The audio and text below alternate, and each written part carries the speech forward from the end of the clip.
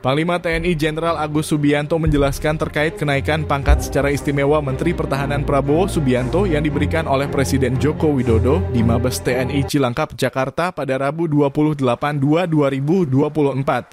Prabowo kata dia telah dianugerahi tanda kehormatan Bintang Yuda Dharma Utama yang ditetapkan dengan Kepres nomor 13/TK tahun 2022 pada 28 Januari 2022.